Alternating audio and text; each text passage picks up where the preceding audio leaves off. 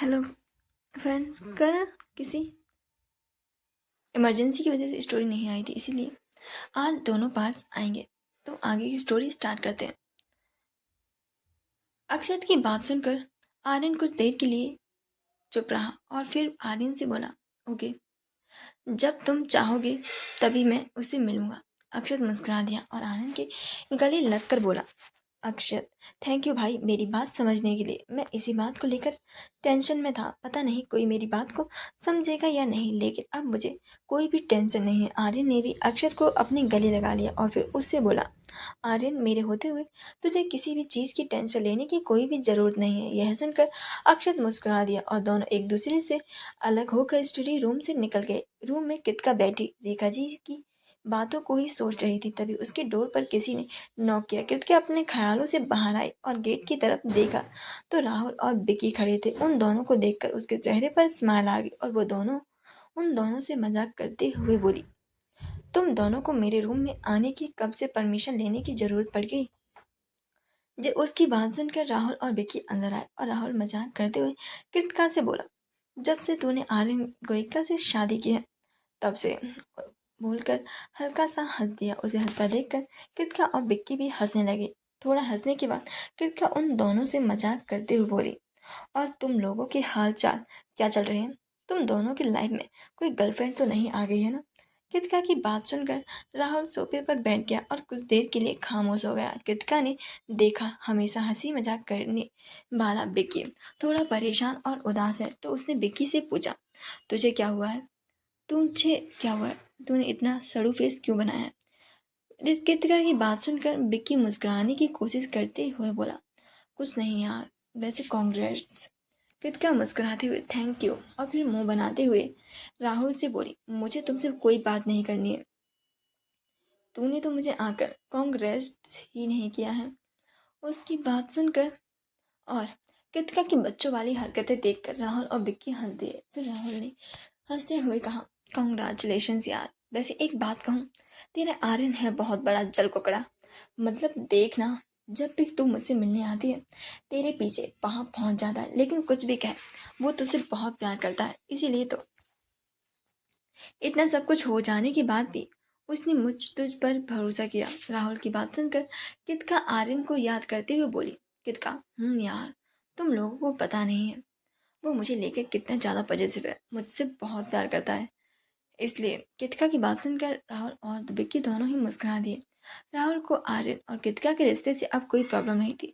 जब दोनों ही एक दूसरे से इतना प्यार करते थे, पहले तो कृतिका को उससे अलग करना चाहता था। जब उसे पता चला था कि आर्यन ने उससे जबरदस्ती शादी की थी, लेकिन यह देख कर कि अब कृतिका भी उसे पसंद करने लगी है और आर्यन कृतिका से प्यार करने लगा है, और तो वह दोनों ही खुद ही रास्ते से हट गया। लेकिन कृतिका को कुछ गड़बड़ लगी और उसने विक्की से पूछा, सच सच बता, क्या बात है, तू क्यों परेशान लग रहा है?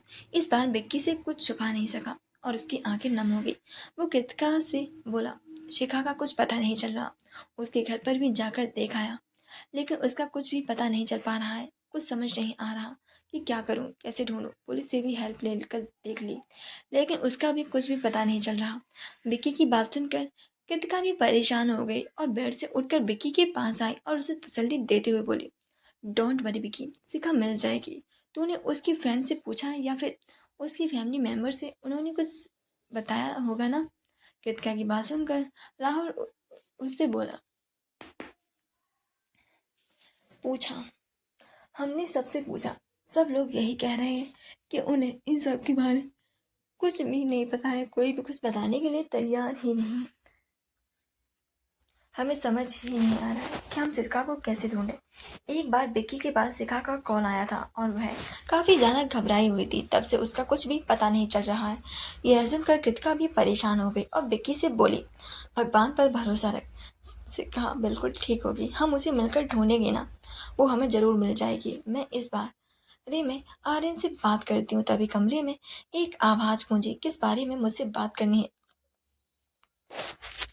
आर्यन की आवाज़ सुनकर तीनों ही चौंक कर देखा तो दरवाजे पर हल्के गुस्से में आर्यन खड़ा हुआ था और राहुल और विक्की को ही देख रहा था। आर्यन रूम के अंदर आया और राहुल और विक्की को इग्नोर करके कृतिका के पास आकर उसकी कमर पर अपना हाथ रखते हुए बोला, कृतिका, अब हमारा छोटा सा बेबी आने वाला है, तो उसे कंधे पर खिलाने के लिए उसके मामा भी तो होनी चाहिए, है ना? बोलकर उसने राहुल और विक्की की तरफ देखा और मुस्कुरा दिया। कृतिका तो को उसके कहने का मतलब समझ नहीं आया और वह आर्यन से बोली, अभी हमारा बेबी हुआ नहीं है, और दूसरी बात, और उसका मामा है ना यश। कृतिका की बात सुनकर आर्यन ने उसे अपनी तरफ घुमाया और उसकी आंखों में देखते हुए प्यार से बोला, यश तो कितना छोटा है, वो हमारी बेबी को कहाँ से संभालेगा? तुम्हारे दोनों दोस्त हैं ना हमारी बेबी के मामा। बोलकर वह राहुल और विक्की को चिढ़ाते हुए मुस्कुराने लगा। उसकी बात सुनकर कृतिका को समझ नहीं आ रहा था कि वह रोए या फिर हंसे। वहीं राहुल और विक्की को तो आर्यन की आदत के बारे में पहले से ही पता हुआ था, जिस पहले जैसे उन्होंने अपना सिर नाम में हिलाया लेकिन कुछ कहा नहीं, क्योंकि उन्हें इस सब चीज़ों से अब फर्क ही नहीं पड़ रहा था। वहीं कृतिका बात बदलते हुए आर्यन से बोले, चलो नीचे चलते हैं, मुझे बहुत तेज भूख लगी है। आर्यन ने भी कुछ नहीं कहा और उसका हाथ पकड़कर उसे नीचे ले जाने लगा। उसके पीछे पीछे राहुल और विक्की भी जाने लगे थे। डाइनिंग टेबल पर सब लोग बैठे डिनर कर रहे थे। वहीं आर्यन खुद खाना न खाकर कृतिका को अपने हाथों से खिला रहा था। कृतिका को सबके सामने ऐसे आर्यन के हाथ से खाना खाने में बहुत ही ज़्यादा शर्म आ रही थी। उसके सामने ही उसके सास, उसके मम्मी पापा और उसके दोस्त बैठे हुए थे। वह आर्यन से कह भी रही थी कि वह अपने हाथ से खा लेगी, लेकिन आर्यन तो आर्यन है। उसने उसे चुप करा दिया और फिर से अपने हाथों से खिलाने लगा था। उसका ऐसा करने से किसी को भी कोई प्रॉब्लम नहीं थी। रेखा और अनुज अपने दिमाग को अपनी बेटी का इतना ज़्यादा ख्याल रखता हुआ देखकर मुस्कुरा दिए थे। कृतिका खाना खाते हुए आर्यन से बोली, आर्यन मैं खा लूँ, तुम भी खाओ। खाओ, तुमने भी तो सुबह से कुछ नहीं खाया है। आर्यन कृतिका के मुंह में बाइट डालते हुए बोला, पहले तुम्हें खिला दूँ फिर मैं खा लूँगा। लेकिन कृतिका आर्यन से कम जिद्दी तो थी नहीं। वो भी अपने हाथों से आर्यन को खाना खिलाने लगी। अब दोनों ही एक दूसरे को खाना खिला रहे थे। मानसी उन दोनों को देखकर मन ही मन सोचने लगी कि जब वो और राहुल एक दूसरे से शादी कर लेंगे और वह भी जब ऐसे ही उसके लिए व्रत रखेगी तो वह दोनों भी एक दूसरे को इतने प्यार से ही खाना खिलाएंगे। ऐसा सोचकर ही उसके चेहरा गुलाबी हो गया और वह शर्माने लगी थी। उसने राहुल की तरफ शर्माते हुए ही देखा जो चुपचाप से अपना डिनर कर रहा था। कुछ देर बाद सबका डिनर हो गया तो राहुल, विक्की, रेखा, अनुज और यश गोइंका विला से जाने लगे तो मनीष जी उन्हें रोकते हुए बोले, इतनी रात को आप लोग कहाँ जाएंगे? मेरी मानिए, आज की रात अपनी बेटी के साथ ही रुक जाइए, और वैसे भी ये घर भी तो आप लोगों का ही है। मनीष जी की बात सुनकर अनुज जी कृतिका को देखते हुए बोले, आपका बहुत बहुत धन्यवाद मनीष जी, लेकिन हम लोग चले जाएंगे, और वैसे यश का कल स्कूल भी है। बोलकर उन्होंने हाथ जोड़े और यशोरेखा जी को लेकर वहां से निकल गए। उनके जाने के बाद राहुल और विक्की भी गाड़ी से अपने घर के लिए निकल गए। कृतिका अपने रूम में खड़ी विक्की की बातों के बारे में ही सोचे जा रही थी। तभी उसे अपने पेट पर किसी के ठंडे हाथ महसूस हुए। कृतिका के चेहरे पर हल्की सी स्माइल आ गई और कुछ सोचकर वो आर्यन की तरफ बढ़ी। उससे पहले बोली, कृतिका, मुझे तुमसे हेल्प चाहिए। कृतिका की बात सुनकर आर्यन ने उसके गले में अपने दोनों बाहें डाल दी और उसे अपने थोड़ा करीब करते हुए बोला, बोलना, लेकिन इससे पहले तुम अपने कपड़े चेंज कर लो, बहुत हैवी हैं। कृतिका जिद करते हुए आर्यन से बोली, नहीं, पहले मेरी बात तो सुनो। कृतिका की बात सुनकर आर्यन के चेहरे पर स्माइल आ गई और वो धीरे से कृतिका के कान के पास फुसफुसाते हुए बोला, आर्यन, अगर तुम कपड़े खुद चेंज करना नहीं चाहती तो कोई बात नहीं, मैं कर देता हूँ। बोलकर उसने कृतिका के कान पर हल्की सी किस कर ली। आर्यन की बात सुनकर कृतिका के कान गर्म हो गए और उसका चेहरा शर्म से लाल हो गया। वो जल्दी से आर्यन को धक्का देकर वॉशरूम में भाग गई। कृतिका की इतनी जल्दबाजी देखकर आर्यन हंस दिया। अभी उसे कुछ याद आया और वो लैपटॉप लेकर अपने बेड पर बैठ गया। कुछ देर बाद कृतिका चेंज करके अपने वॉशरूम में निकली। उसने लाइट पिंक कलर की कुर्ती और वाइट कलर का प्लाजो पहन रखा था। जब उसने आर्यन को देखा काम करते देखा तो चुपचाप बेड पर आकर आर्यन के करीब आकर बैठ गई और उसके कंधे पर अपना हाथ सर रख लिया। आर्यन ने कुछ नहीं कहा और चुपचाप अपना काम करता था रहा। कुछ मिनट बाद उसे कृतिका की कही हुई बात याद आई और उसने कृतिका को देखते हुए पूछा, तुम्हें कुछ बात करनी थी ना मुझसे, बोलो क्या बात है। आर्यन की बात सुनकर कृतिका ने उसके कंधे से अपना सर उठाया और उसकी गोदी से उसका लैपटॉप लेकर बेड पर रख दिया और आर्यन से बोली, क्या तुम किसी लड़की को ढूंढने में मेरी हेल्प कर सकते हो। आज का चैप्टर की समीक्षा। कृतिका के बारे में आर्यन चौंक गया। उसने कृतिका से पूछा, कौन सी लड़की। आर्यन की बात सुनकर कृतिका मन में सोचने लगी, अगर मैंने आर्यन को यह बताया कि विक्की के बारे में बात कर रही हूँ तो वो गुस्सा करेगा। एक काम करती हूँ, इसे अभी कुछ नहीं बताती, मैं बाद में बता दूंगी। तब तक मैं खुद ही शिखा को ढूंढने की कोशिश करती हूँ। सोचकर वह बिल्कुल अनमने अंदाज बनन अनजान बनते हुए आर्यन से बोली, कौन सी लड़की, तुम किस बारे में बात कर रहे हो। कृतिका को साफ झूठ बोलता देखकर आर्यन ने गुस्से से उसे घूरा और उसकी कमर को पकड़कर अपने करीब करके उसकी आंखों में देखते हुए बोला, ये तो तुम बताओगी ना कि तुम कौन सी लड़की की बात कर रही थी। झूठ मत बोलना। आर्यन की बात सुनकर कृतिका उसी पर भड़कते हुए बोली, मैं कोई झूठ नहीं बोल रही, कहीं ऐसा तो नहीं मेरे अलावा तुम्हारी लाइफ में कोई और लड़की आ गई है। कृतिका की बात सुनकर आर्यन ने कुछ देर उसे घूरा, फिर अचानक ही उसकी आंखों में शरारत आ गई और वो धीरे से कृतिका के कान में बोला, बाईफी अभी बताता हूँ तुम्हें कि मेरी लाइफ में कौन लड़की है। कृतिका उसकी बातों से मतलब समझ पाती, अगले ही पल वह आर्यन ने उसे बेड पर गिरा दिया और खुद उसके ऊपर आ गया। कृतिका दिल तेजी से धड़कने लगा। वो जल्दी से मना करते हुए बोली, नो आर्यन, क्या कर रहे हो। आर्यन उसके गुलाबी होठों को देखते हुए बोला, बाईबी तुम्हें पता है ना मुझे बिल्कुल भी झूठ बर्दाश्त नहीं होता और तुम मुझसे हमेशा झूठ बोलती हो, तो मैंने सोच लिया अब जब तुम भी मुझे झूठ बोलोगी तो मैं तुम्हारे होठों को पनिशमेंट दूंगा। उसकी आंखों में देखते हुए, और अभी तुमने मुझसे झूठ बोला तो अब बारी है तुम्हारी पनिशमेंट की। आर्यन की पनिशमेंट की बात सुनकर कृतिका उसे हैरानी से आंखें फाड़ कर देखने लगी थी। उसने जल्दी से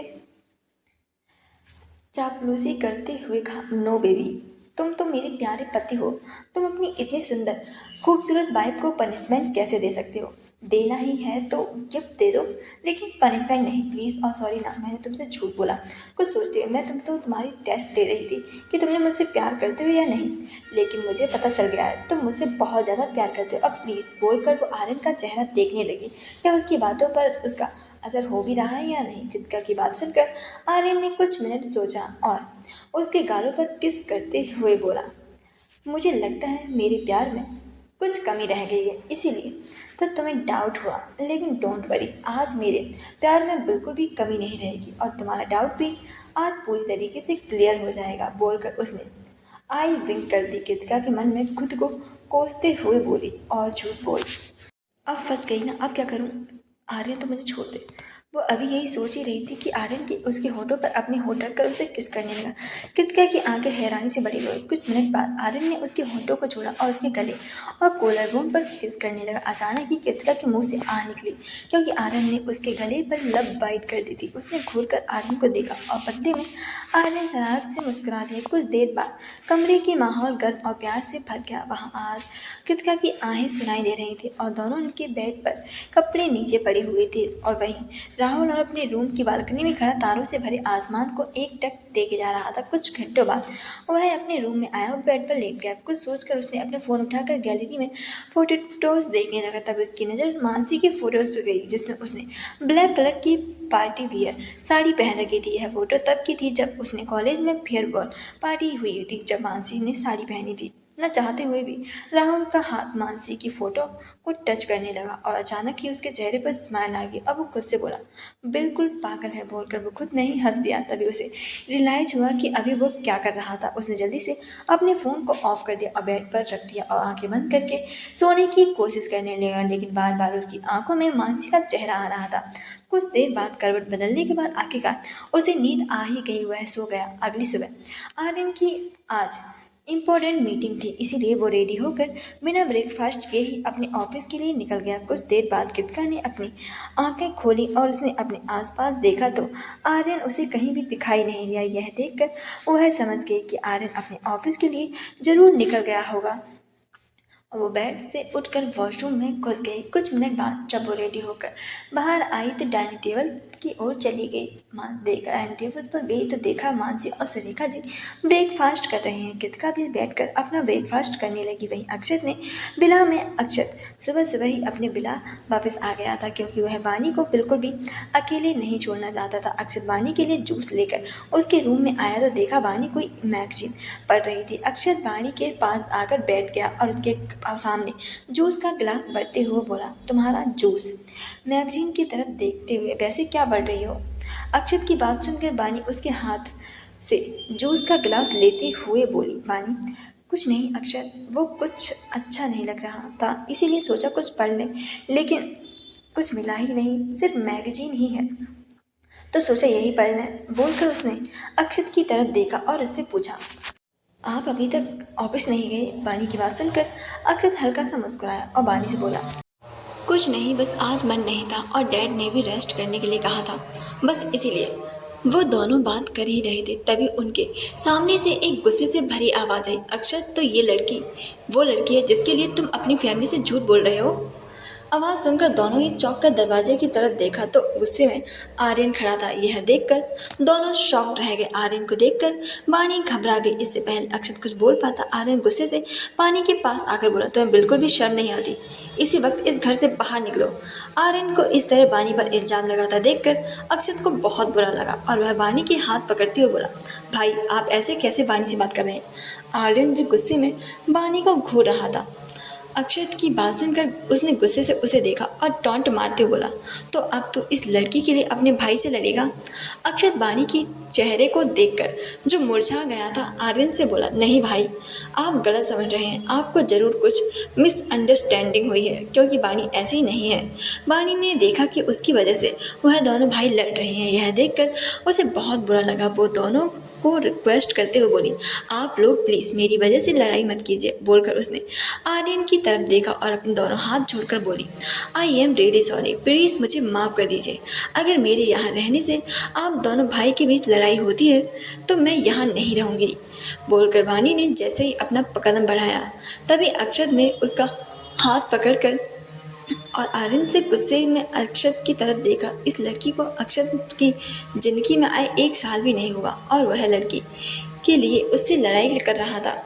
यह सोच कर ही आर्यन को बहुत ज़्यादा गुस्सा आने लगा था। उसने गुस्से के साथ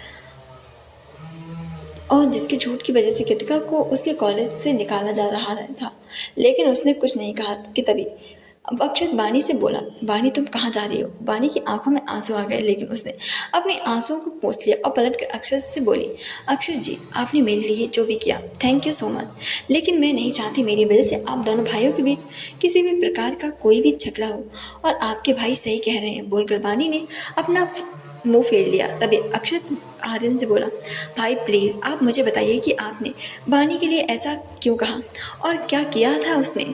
उसकी बातों में उसका गुस्सा साफ दिखाई दे रहा था। आर्यन ने एक नज़र वानी को देखा और गुस्से में अपने दांत पीसते हुए अक्षत से बोला, जिसकी वजह से तो जिसकी साइड ले रहा है पूछ उससे कि उसने झूठ की वजह से कृतिका को उसके कॉलेज से निकाल दिया गया था और सिर्फ इसकी वजह से मेरे भाई पे घटिया इल्ज़ाम लगा लिया। आर्यन के मुंह से एक इल्ज़ाम सुनकर अक्षत शॉक्ड रहेगा। वहीं वानी की आंखों से आंसू बहने लगे। वह इतनी ज़्यादा अपने किए पर शर्मिंदा थी कि वो किसी से नजरें नहीं मिला पा रही थी। उसने अपना सर झुका लिया। अक्षत ने वानी की तरफ देखा तो अपना सर झुकाए खड़ी थी। उसे आर्यन की कही बातें पर यकीन नहीं हो रहा था। उसने पूरे विश्वास के साथ आर्यन से कहा, भाई आपको और कृतिका भाभी को जरूर कोई गलतफहमी हुई। वानी ऐसा करना तो दूर, ऐसा करने के बारे में कभी सोच भी नहीं सकती। अक्षत को अभी भी वानी की साइड लेता देखकर आर्यन को अब बहुत ज़्यादा गुस्सा आया था। वानी को देखकर मन ही मन बहुत अच्छा लग रहा था। वही पूरी जानने के बाद भी अक्षत उस लड़की की साइड ले रहा है, यह बात आर्यन को गुस्से से भड़काने का काम कर रही थी। आर्यन तो ठीक है, अगर तुम्हें मेरी बात पर यकीन नहीं हो रहा तो इस लड़की के साथ, लेकिन एक बात याद रखना, आज से तुम्हारा मुझसे ना मुझसे ना ही मेरी फैमिली से कोई रिश्ता है, बोलकर उसने गुस्से से रूम से निकल गया। अक्षत ने बानी का हाथ छोड़ा और आर्यन के पीछे पीछे जाने लगा। भाई आप गलत समझ रहे हैं, प्लीज़ मेरी बात तो सुनिए। लेकिन आर्यन ने उसकी कोई बात नहीं सुनी। अक्षत जल्दी से भागकर आर्यन के सामने आया और उसके गले से लग गया। आई एम सॉरी भाई, अगर आपको मैंने हर्ट किया, लेकिन आप मेरी बात पर यकीन मानिए, बानी ऐसी लड़की नहीं है। अभी भी अक्षत के मुंह से बानी का नाम सुनकर आर्यन गुस्से से अक्षत का खुद से अलग किया और गुस्से से आगे बढ़ गया तो सीढ़ियों से नीचे उतरने लगा। तभी अक्षत ने आगे आकर जल्दी से उसका हाथ पकड़ लिया। आर्यन ने झटके से उसके हाथ से अपना हाथ छुड़ाया, जिससे अक्षत का बैलेंस बिगड़ गया और वो सीढ़ियों से नीचे गिरने लगा। उसे गिरता देखकर आर्यन जोर से चीख पड़ा। अक्षत विला के अंदर आ रही कृतिका ने जब अक्षत को नीचे गिरते देखा तो वो जल्दी से उसका नाम चिल्लाकर भागी, लेकिन उससे पहले ही अक्षत सीढ़ियों से नीचे गिर गया था और उसका माथा फट गया था, जिससे खून बहुत तेजी से बह रहा था। जब अंदर खून से रूम में बैठी बानी ने आवाज़ सुनी तो वो जल्दी से भागकर सीढ़ियों पर आई तो देखा अक्षत जमीन पर बेहोश पड़ा था। उसके माथे से खून बह रहा था। कपूर हॉस्पिटल ऑपरेशन थिएटर में अक्षत का ऑपरेशन हो रहा था। उसका खून बहुत बह गया था। सब लोग ऑपरेशन थिएटर में के बाहर परेशान बैठे हुए थे। सुरेखा जी को जब पता चला था अक्षत के एक्सीडेंट के बारे में, उनका रो रो कर बुरा हाल हो गया था। वो अभी भी रोए जा रही थी। कृतिका और मानसी उन्हें समझाने की कोशिश कर रही थी, लेकिन माँ का दिल जब तक अपने बच्चे को उसके सामने सही सलामत ना देख ले तब तक उसे कहाँ ही चैन आता है। मनीष जी भी परेशान से कॉरिडोर में खड़े हुए थे। सुरेखा जी तसल्ली देख रहे थे कि अक्षत बहुत जल्दी ठीक हो जाएगा। वहीं एक कोने में अक्षत आर्यन चुपचाप खड़ा था। कृतिका उसके पास आई और उसके कंधे पर हाथ रखते हुए धीरे से बोली, अक्षत बहुत जल्दी ठीक हो जाएगा, तुम फिक्र मत करो। आर्यन कृतिका की तरफ पलटा और धीरे से अपना सर हाँ में हिला दिया। वहीं एक तरफ रोती हुई बानी चुपचाप खड़ी थी। अक्षत की जो भी हालत थी उन सब का जिम्मेदार वो खुद को मान रही थी। ना उसकी वजह से उन दोनों भाइयों के बीच लड़ाई होती और ना ही अक्षत का एक्सीडेंट होता। तो यही सोचकर वो रोए जा रही थी। तभी किसी ने उसके कंधे पर हाथ रखा। बानी चौंक कर पीछे पलटी तो उसके सामने मानसी खड़ी थी। मानसी, बानी तुम यहाँ हॉस्पिटल में क्या कर रही हो और बहुत दिनों से कॉलेज भी नहीं आ रही हो, सब ठीक है ना? मानसी को इस बारे में कुछ भी नहीं पता चला था, इसीलिए जब उसने बानी को इतने दिनों बाद हॉस्पिटल में देखा तो वो चौंक गई थी। क्योंकि मानसी और बानी दोनों ही एक ही क्लास में थे, लेकिन दोनों में ज़्यादा बात नहीं होती थी क्योंकि बानी क्लास में हमेशा चुपचाप ही रहती थी। वो किसी से भी अब नहीं बोलती थी, जिसकी वजह से लोगों को लगता था कि बानी में बहुत ज़्यादा एटीट्यूड है। मानसी को देखकर बानी ने जल्दी से अपने आंसू पोंछ लिए, लेकिन उसकी सूजी आंखें देखकर मानसी समझ गई थी कि शायद हॉस्पिटल में ज़रूर कोई उसका अपना है, जिस वजह से बानी रो रही है। मानसी कुछ बोलती तभी उन दोनों के पीछे से आवाज़, तुम्हारी हिम्मत कैसे हुई हॉस्पिटल में आने की? आवाज़ सुनकर मानसी और बानी ने चौंक कर देखा तो उन दोनों के सामने आर्यन कृतिका खड़े थे। आर्यन गुस्से से बानी के पास आ चिल्लाते हुए बोला, तुम्हारी वजह से आज मेरा भाई इस हालत में है। अभी के अभी हॉस्पिटल से निकलो। मैं नहीं चाहता मेरा भाई तुम्हारा दोबारा तुम्हारी घटिया शक्ल देखे। आर्यन की इतनी कड़वी बातें सुनकर बानी की आंखों से आंसू बहने लगे थे। वहीं यह सुनकर मानसी तो कुछ भी समझ नहीं आया था। आखिर आर्यन बानी को कैसे जानता है और उसकी वजह से अक्षत को कैसे चोट लग गई। वो अभी यही सोच ही रही थी तभी कृतिका आर्यन के पास आई और उसका हाथ पकड़ते हुए बोली, आर्यन प्लीज़ तुम यहाँ से चली जाओ, तुम अभी बहुत गुस्से में हो। लेकिन आर्यन गुस्से से कृतिका के हाथ से अपना हाथ छुड़ा लिया और गुस्से से बानी को घूरते हुए बोला, अगर तुम्हें में थोड़ी सी भी शर्म बाकी है तो निकल जाओ अभी के अभी यहाँ से। कृतिका, आर्यन ये क्या बोल रहे हो तुम? और वो क्यों चली जाए? जो भी है हम अक्षत के ठीक होने के बाद डिसाइड करेंगे। कृतिका की बात सुनकर सब लोग उसे शॉक्ड होकर देखने लगते हैं। आर्यन चिल्लाते हुए कृतिका से बोलता है, तुम्हारा दिमाग खराब हो गया है क्या? तुम उस लड़की की साइड ले रही हो जिसने तुम्हें कॉलेज से निकलवाने में कोई भी कसर नहीं छोड़ी थी। तुम उस पर कितना घटिया इल्ज़ाम लगाया और तुम उसी लड़की की तरफदारी कर रही हो। आर्यन को उसकी बात पर काफ़ी ज़्यादा गुस्सा आ रहा था, जिसे वह कंट्रोल भी नहीं कर पा रहा था। आर्यन बोल ही रहा था तभी कृतिका उसकी बात बीच में काटते हुए बोलती है, कुछ नहीं भूली मैं, मुझे अच्छे से पता है कि तुम्हें पता लगा पता होगा जो भी मेरे साथ हुआ वो किया वो इसने था, लेकिन इसके पीछे कोई और था आर्यन, और वो था अमन खुराना जो मुझसे बदला लेना चाहता था, क्योंकि मैंने कॉलेज में उसे सबके सामने पीटा था और उसे मैच में भी हराया था, बस इसीलिए वो मुझ पर बदला लेना चाहता था बोलकर कृतिका को याद आने लगा कैसे उसे उस दिन कॉलेज से निकाला जा रहा था। फ्लैशबैक। कृतिका प्रिंसिपल के ऑफिस में आई और डोर नॉक करते हुए प्रिंसिपल अपने चश्मे को एडजस्ट करते हुए बोले, कम इन मिस कृतिका। कृतिका प्रिंसिपल के ऑफिस में आई। वो उसके सामने एक लड़की खड़ी थी। उस लड़की के चेहरे पर मारपीट के निशान थे और उसके हाथों पर भी मारपीट के निशान बने हुए थे। कृतिका को समझ नहीं आया कि आखिरकार प्रिंसिपल ने उसे वहां पर क्यों बुलाया है और ये लड़की कौन है। आखिर उस लड़की के साथ किसने क्या किया है। तभी प्रिंसिपल गुस्से में कृतिका को घूरते हुए बोले, मिस कृतिका, मैं आपको कितनी बार वार्न कर चुका हूँ, लेकिन आप हैं कि अपनी हरकतों से नहीं छोड़ती, इसीलिए आपको इस बार कॉलेज से सस्पेंड किया जा रहा है। प्रिंसिपल की बात सुनकर कृतिका के पैरों तले से जैसे जमीन खिसक गई थी। लेकिन सर, अब मैंने क्या किया। कृतिका को झूठ बोलता देखकर प्रिंसिपल का पारा और भी ज्यादा हाई हो गया हुआ है। अपनी चेयर को से उठते हुए अपने सामने रखी खड़ी लड़की को देखकर कृतिका पर चिल्लाते हुए बोला, मिस कृतिका, पहले तो आप लोगों के साथ बदतमीजी और उसके साथ मारपीट करती थी, अब आप झूठ भी बोलना शुरू कर दिया है। इस लड़की ने आपकी बात मानने से साफ इनकार कर दिया, इसीलिए आपने इस लड़की के साथ मारपीट की। प्रिंसिपल की बात सुनकर कृतिका शॉक्ड रह गई और उस लड़की को देखते हुए चिल्लाकर बोली, नो सर, ये बिल्कुल ही झूठ है। मैं तो इस लड़की को जानती तक नहीं हूँ, फिर मैं इसे मारपीट क्यों करूँगी। कृतिका को चिल्लाता देखकर प्रिंसिपल को और भी ज़्यादा गुस्सा आ गया। तभी वो लड़की, जो कि कोई और नहीं बानी थी, प्रिंसिपल ने बिना कृतिका की बात सुने उसे अपने ऑफिस से निकाल दिया। कृतिका ने जब यह बात आर्यन को बताई तो आर्यन कृतिका को बिना बताए कृतिका के कॉलेज आया और वानी से मिला। वानी को प्रिंसिपल ऑफिस में बुलाया गया। वानी डरते हुए प्रिंसिपल ऑफिस में पहुंची और नॉक करके प्रिंसिपल ऑफिस में आई और अपना सर झुका लिया। प्रिंसिपल वानी को देखकर उसने सामने बैठे आर्यन से बोले, सर, यही है वो लड़की जिसने मिस कृतिका पर इल्ज़ाम लगाया था। यह सुनकर तो वानी की जान ही सूख गई थी। आर्यन गुस्से में अपनी चेयर से खड़ा उठा और अपनी सन ग्लासेस निकालते हुए गुस्से से बोला, तो तुम हो बानी खुराना। आर्यन की बात सुनकर बानी ने धीरे से अपना सिर हाँ में हिला दिया।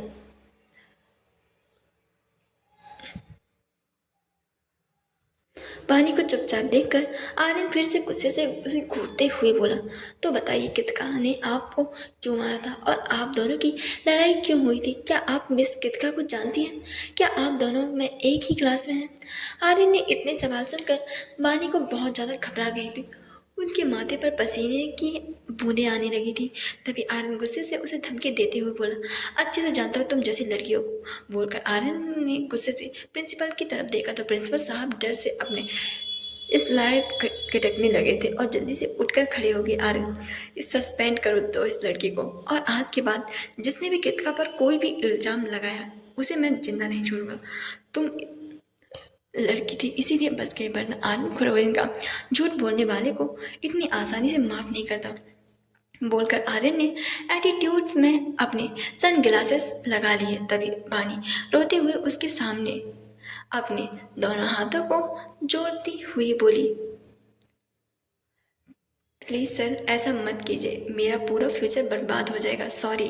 लेकिन आर्यन ने उसकी एक नहीं सुनी। बानी उसके सामने आ गई और लगभग गिड़गिड़ाते हुए बोली, प्लीज़ सर, मैं मानती हूँ मैंने झूठ बोला, लेकिन आगे से ऐसा नहीं करूँगी, प्लीज़ सर। बानी की बार बार कहने पर आर्यन ने उसे माफ़ तो कर दिया, लेकिन धमकी दी कि अब वो कृतिका के आसपास भी दिखनी नहीं चाहिए। बानी ने भी उसकी बात मान ली। फ्लैशबैक एंड कृतिका की बात सुनकर मानसी को अब थोड़ा थोड़ा समझ आने लगा था। आर्यन गुस्से से कृतिका को देखते हुए उसके पीछे पीछे चाहे कोई भी हो, लेकिन उसकी वजह से तुम्हारी आंखों में आंसू आए। आर्यन गोइंका सब कुछ बर्दाश्त करता है, लेकिन अपनी वाइफ की आंखों में आंसू बिल्कुल भी नहीं। इसकी वजह से तुम घंटों तक बैठकर रोई थी और इसके पीछे चाहे कोई भी हो, मेरे लिए तो सबसे बड़ी गुनहगार यही है और मान लेता हूँ इसमें जो भी या फिर जिसके कहने पर इसने किया था। लेकिन यह सब करने के लिए उसने इसे पैसे तो दिए होंगे ना, और इसने चंद पैसों के लिए अपना ईमान बेच दिया बोलकर गुस्से से आर्यन वहां